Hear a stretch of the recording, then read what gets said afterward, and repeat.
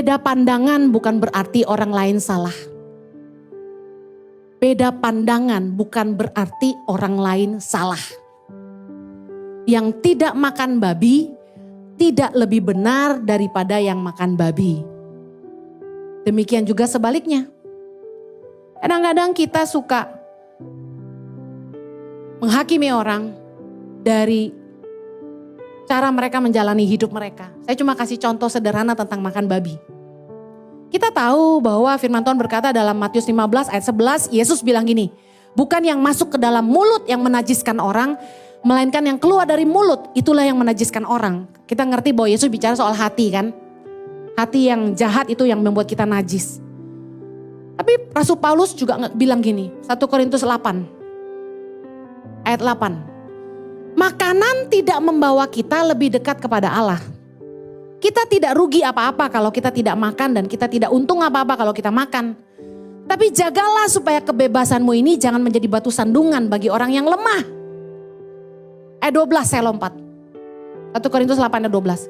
Jika engkau secara demikian berdosa terhadap saudara-saudaramu dan melukai hati nurani mereka yang lemah, engkau pada hakikatnya berdosa terhadap Kristus. Kenapa? Di ayat sebelumnya kalau kita baca, karena Kristus sudah mati buat mereka.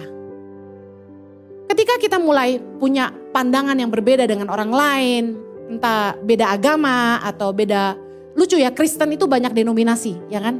Saya ingat waktu saya masih kuliah di Australia, saya punya teman baik SMA, dia kuliah di Jerman.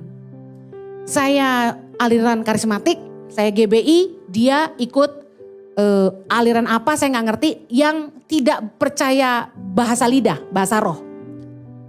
Mulailah kami mulai berargumentasi bahwa tanda orang dipenuhi Roh Kudus adalah berbahasa roh. Dia bilang enggak, itu adalah karunia. Akhirnya gara-gara perbedaan pendapat itu, kami tidak saling bicara lagi. Istilah ada orang Kristen makan babi dan tidak makan babi. Ada orang Kristen bilang gak boleh nyebut nama Yesus, harus sebut Yeshua HaMashiach. Macam-macam lah orang Kristen ini, ya kan. Beda pandangan itu bukan berarti orang lain salah dan kita benar. Juga bukan sebaliknya mereka benar kita salah. Kalau balik lagi ke firman Tuhan, memang bahasa roh itu adalah salah satu karunia. Tanda salah satu orang dipenuhi Roh Kudus bahasa roh. Penting gak penting berbahasa roh di tengah jemaat? Jelas dibahas di firman Tuhan bahwa gak penting. Bahasa roh itu untuk membangun diri sendiri. Makanya di ICI meskipun kami berbahasa roh, kami tidak berbahasa roh di sini. Di tengah jemaat. Karena tidak membangun, itu hanya membangun diri sendiri. Bahkan firman Tuhan menulis, kalau kamu berbahasa roh dan di situ ada orang yang gak ngerti, lalu dia berpikir kamu gila. Buat apa? Intinya kita harus balik lagi ke firman Tuhan. Beda pandangan di antara kita harusnya gak membuat kita memandang rendah orang lain. Hargai pandangan mereka, hargai prinsip mereka gitu loh. Kenapa kita harus menghakimi orang?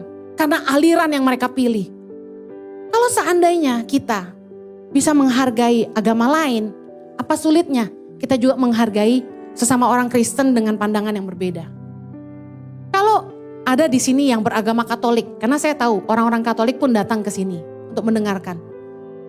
Kenapa kita harus menghakimi mereka berdoa rosario, novena, dan berdoa Santa Maria? Kita gak lebih benar dari mereka kok. Menurut saya biarkan saja. Agama adalah cara manusia mencari Allah. Bukan bagian kita menghakimi orang dengan pandangan mereka. Yuk, lebih baik kita itu jadi berkat dimanapun kita berada. Sikap tidak menghargai orang lain, tidak menghormati orang lain, menghakimi orang lain itu hanya membuat hidup kita jadi batu sandungan.